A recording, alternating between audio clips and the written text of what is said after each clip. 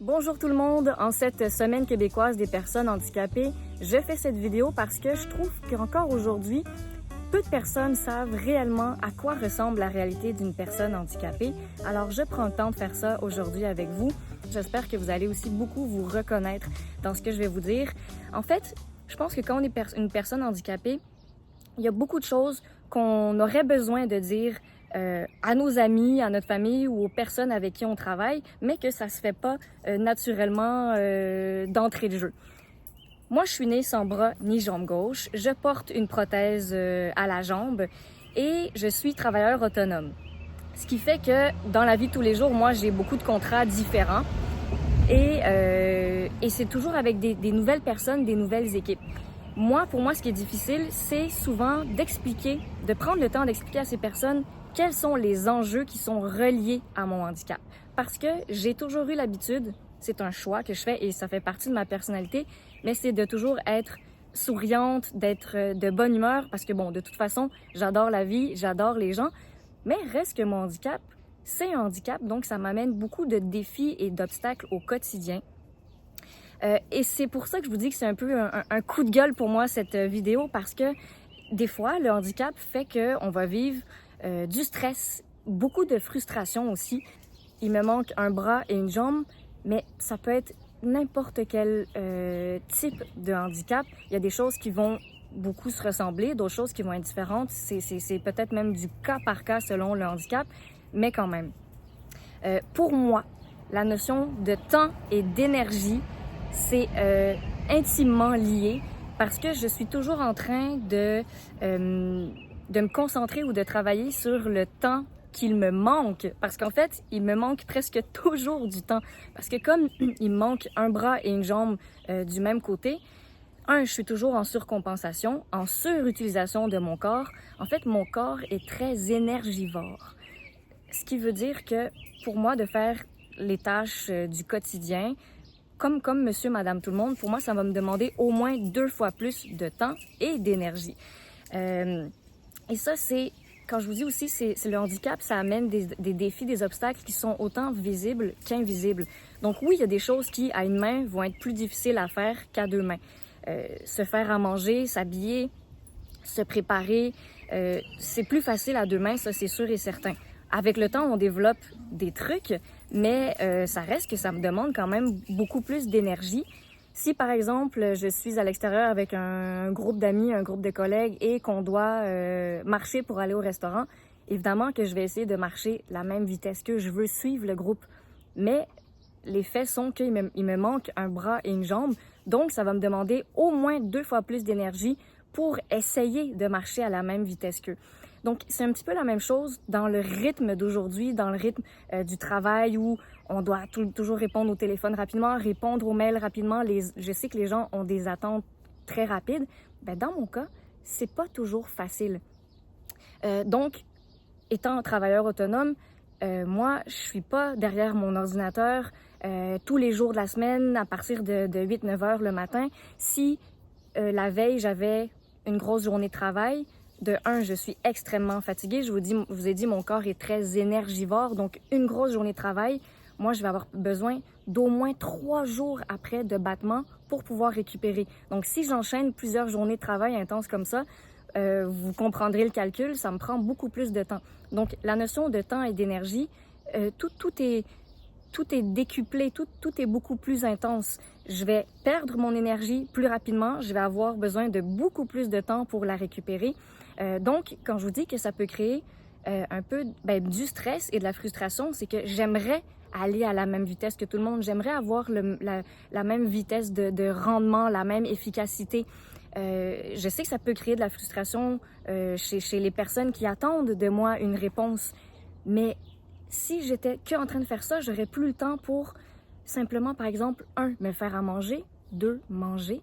J'ai besoin de temps de relaxer quand je mange. Je peux pas faire une réunion en mangeant, ça fonctionne pas. Je peux pas, par exemple, être en train de faire quelque chose, tenir mon téléphone, puis de l'autre main, faire autre chose, manger en même temps que je discute. Ça fonctionne pas, ça non plus. Donc, pour moi, prendre le temps de faire chaque chose, c'est quelque chose qui doit être prévu. Je dois prendre le temps. Si je fais tout en même temps, ça fonctionne pas. Donc, des fois, ce qu'il y a de frustrant pour moi, c'est de refuser soit une invitation, OK, pour le loisir, soit refuser un contrat, un emploi parce que c'est la veille d'un autre événement que j'ai déjà. C'est frustrant pour moi de devoir dire non. En fait, ce qui est dur pour moi, c'est de devoir me dire non à moi-même en premier. Parce que plus jeune, bon, c'était pas tant un enjeu. J'avais mes parents, j'étais une enfant, donc j'avais pas à penser à toutes ces choses-là. Aujourd'hui, j'ai 34 ans. La réalité, elle est complètement différente. Donc, pour moi, c'est difficile des fois de me dire je vais prendre plus de temps à faire les choses. Mais quand je m'arrête, c'est là que je me rappelle que je suis handicapée. Ça veut dire que mon emploi du temps est complètement différent que ceux et celles qui ont un travail à temps plein ou un travail qui va être plus structuré. Non pas que le mien ne l'est pas, mais vous comprenez ce que je veux dire. Donc moi, si par exemple mardi, j'ai eu une très grosse journée, mercredi matin, j'aurai certainement besoin de dormir peut-être jusqu'à 11h midi au moins. Donc là, mes mails et les appels, je serai pas là pour répondre. J'ai besoin de prendre ce temps, sinon je deviens non fonctionnelle. Le fait de porter une prothèse de jambe aussi, ça fait que, je veux dire, en fait, ma prothèse, peu de personnes le savent, ma prothèse de jambe pèse 3,5 kilos à peu près. Une prothèse de jambe, c'est génial, ça change ma vie, mais ça ne remplace pas un membre à 100%. C'est quand même un membre externe, hein? C'est une chose externe qui vient s'attacher à mon corps et que je dois transporter, traîner avec moi. Donc ça crée toujours un inconfort, ça crée du frottement, de l'irritation, de la fatigue, beaucoup de transpiration. Donc souvent, mon petit pied, parce que j'ai un petit pied avec seulement 4 orteils qui est caché dans ma prothèse de jambe, ce petit pied-là est souvent endolori. Donc pour moi, le mercredi matin, juste le fait de pouvoir rester dans mon lit allongé et de repousser le moment où je vais mettre ma prothèse, ça me fait gagner... C'est juste, ça me soulage. C'est repousser le moment où je dois un peu retourner au combat. Être fonctionnel, pouvoir répondre au téléphone, aller le chercher, il est là-bas sur le comptoir. Tout ça à une jambe, c'est beaucoup plus fatigant. Donc c'est pour ça que moi, c'est de ça que j'avais envie de vous parler, de mon horaire et de ma gestion du temps et de l'énergie qui sont atypiques. Cette frustration de ne pas être dans le moule un petit peu comme tout le monde. Après, je vous dis ça veut pas dire que je peux pas travailler, mais c'est sûr que les contrats que je vais choisir, justement, ils sont choisis, ils sont réfléchis. Ce que je vais faire la veille d'un contrat, le jour du contrat et le jour d'après, vous voyez, le avant, pendant, après, tout ça, tout est lié, tout a une importance. Donc la veille d'une grosse journée de travail, je peux pas le soir là, aller par exemple, je sais pas moi, au restaurant ou faire une sortie ou même faire une activité qui va être fatigante. Donc là, je parle de la fatigue physique, mais ça amène donc une charge mentale. C'est la charge cognitive. Parce que mon cerveau est toujours un peu en ébullition parce que je suis toujours en train d'appréhender ce qui va se passer. Si je dois être quelque part, je vais réfléchir. Est-ce qu'il y a une place de stationnement ou alors ce serait peut-être mieux pour moi de prendre le taxi parce que en hiver, évidemment, c'est encore plus compliqué. Ça coûte aussi beaucoup d'argent. Donc, est-ce que c'est dans le cadre du travail? Est-ce que, vous voyez, il faut toujours tout réfléchir. La nourriture, je perds mon énergie tellement vite que moi, c'est comme ça que ça fonctionne. Je vais avoir des baisses d'énergie très rapides, je vais être étourdie et je serai plus fonctionnelle. Donc, j'ai besoin de grignoter souvent. Donc, ça veut dire traîner sur moi toujours des collations. Si j'arrive quelque part qu'on m'a dit qu'il allait avoir un repas, mais qu'il n'y en a pas, ça peut arriver. Pour moi, c'est très insécurisant parce que je me dis où est-ce que je vais pouvoir aller trouver de la nourriture? Est-ce qu'il y a un restaurant proche ou est-ce que c'est loin? Est-ce que ça va me coûter encore plus d'énergie? Donc, je vous dis, à la fin d'une journée, quand je suis fatiguée, c'est une fatigue physique et une fatigue mentale. Pour une personne handicapée, il y a presque rien qui est laissé au hasard. C'est-à-dire qu'on doit être alerte à tout ce qui nous entoure, même tous les objets, toutes les textures. J'aime beaucoup dire ça, mais vous allez comprendre pourquoi. Les vêtements, juste de m'habiller, le rituel de s'habiller le matin, S'il fait froid, s'il fait chaud, est-ce que je vais mettre un pantalon qui est un petit peu ajusté? Dans ce cas-là, ça va être un petit peu plus difficile de l'insérer au bout de ma prothèse. Il va falloir que je tire, ça va me prendre plus de temps, ça va me fatiguer, ça va me créer peut-être un inconfort versus l'été où je peux juste mettre une robe puis que je me sens plus libre dans mes mouvements. Ça va moins frotter au niveau de l'emboîture de ma prothèse de jambe, par exemple. S'il y a des boutons sur une chemise que je dois mettre, est-ce que le tissu est élastique ou alors ou c'est plus tendu, donc ça va me demander plus de fil à retordre, ça va être plus compliqué pour moi. Donc je dois un peu me battre avec, comme je vous ai dit, les textures, les objets, les formes. Il y a des choses qui vont me simplifier la vie, mais d'autres qui vont me compliquer la tâche aussi. Puis quand je vous dis qu'il n'y a rien qui est laissé au hasard, ben, par exemple, pour moi, c'est un défi de pouvoir m'attacher les cheveux à une main. Donc, je suis toujours en train d'essayer des nouvelles choses ou de tester des objets, des pinces à cheveux. Il y a des pinces qui, à une main, vont être plus faciles à manipuler et qui vont mieux tenir dans mes cheveux. Donc, ma pince préférée, qui est la plus efficace, elle est toujours attachée sur la ganse de ma sacoche parce que je veux pas avoir à la chercher.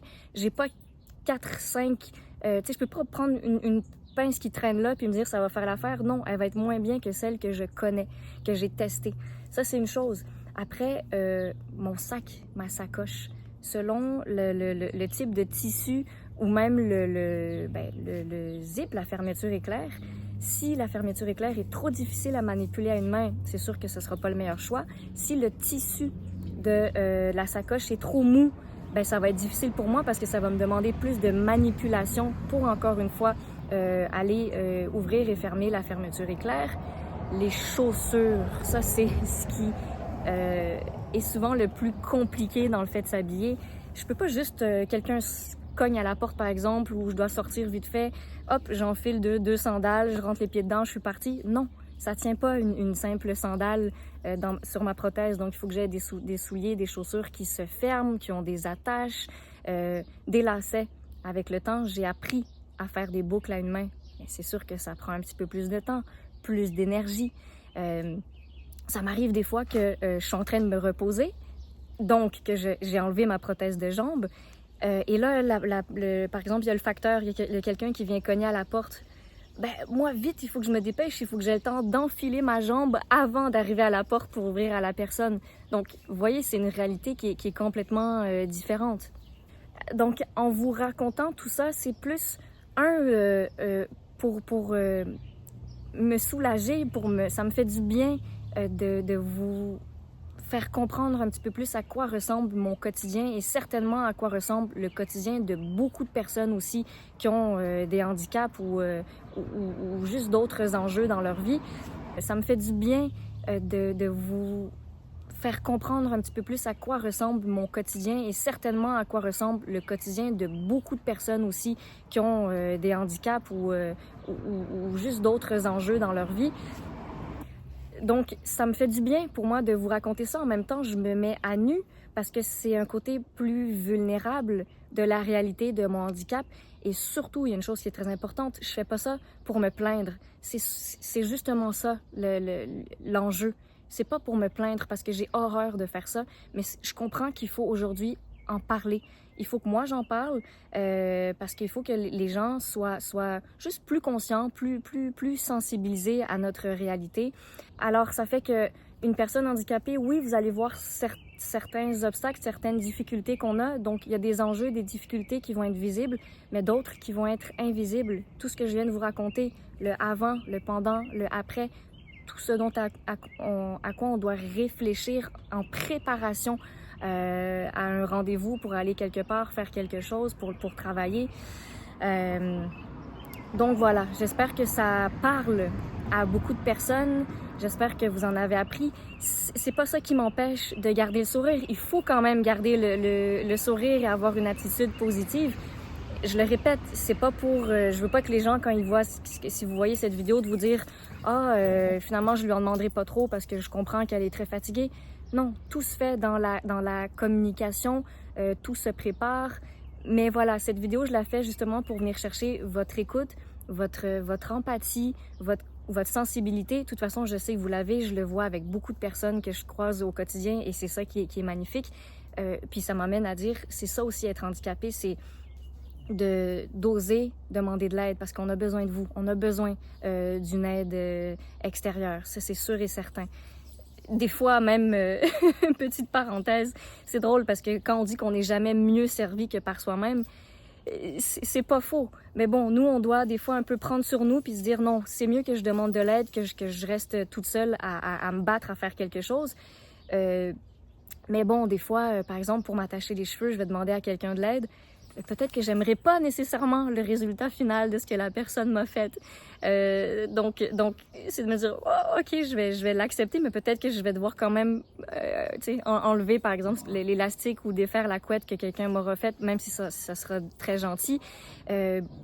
Couper ma nourriture aussi. Souvent, je vais demander de l'aide. Ce que j'apprécie encore plus, c'est quand, oui, ma nourriture est bien coupée, mais qu'en plus, la personne n'a pas postillonné dans mon assiette, parce que c'est aussi des choses qui arrivent. Donc, je fais des blagues avec ça, mais c'est vrai qu'il faut savoir tout dédramatiser, mais reste que c'est des choses qu'on vit pour de vrai. Ce qui est pas facile aussi, quand on est handicapé, c'est de, des fois, donner notre parole pour dire à quelqu'un, oui, tel jour, à telle heure, je serai présente. C'est dur des fois. C'est pas qu'on veut pas tenir notre parole, mais si 1 semaine, 2 semaines en avance, je dis oui à quelqu'un, ben il se peut que la veille du rendez-vous, que je me sente fatiguée, que j'ai une douleur, que je me sente juste pas assez en forme pour y aller. Ben c'est dur pour moi de me désister parce que justement je veux tenir ma parole. Mais c'est l'enjeu justement entre écouter mes limites, écouter mon corps versus ma parole que j'ai donnée. Donc, ça peut générer certaines frustrations parce que je vous l'ai dit, c'est pas facile pour moi de dire non à quelqu'un et encore moins la veille quand j'avais dit oui. Mais vous comprenez, ça, c'est des situations avec lesquelles on doit jongler, c'est comme ça. Donc, c'est pour ça qu'on a besoin de beaucoup de compréhension et d'empathie des autres parce que souvent, on se fait dire quand on est une personne handicapée puis qu'on est habitué de savoir se battre, ben souvent les gens vont se dire, ben non, elle est capable, elle n'a pas tant besoin d'aide, elle est forte Camille. Oui, je sais que je suis forte, mais j'ai besoin de moments de repos, comme tout le monde, j'en ai même besoin plus, j'en ai encore plus besoin. Donc voilà, c'est ça mon message. Finalement, ce qui me fait du bien à moi, ben, c'est des petits moments comme ceux-là, avec mes chiens, assise dans un hamac, la nature. Il y a plein de choses qui me font du bien, même juste quand je me fais servir un repas qui a déjà été cuisiné et préparé. Pour moi, c'est des petites douceurs de la vie et c'est dans toutes ces belles choses que je vais chercher de l'énergie et du repos dont j'ai bien besoin. Mais, morale de l'histoire, la vie est belle, même s'il y a des moments qui sont pas toujours faciles, ce qu'il faut, c'est s'accrocher à ce qu'il y a de beau et de bon. Alors, je vous encourage à vous trouver aussi ce qui vous fait du bien dans la vie, ce qui vous fait juste vous sentir bien, qui vous donne de la douceur. Et je vous dis, ben, lâchez pas. Surtout, n'abandonnez jamais et continuez de mettre des efforts dans tout ce que vous faites et la vie vous sourira.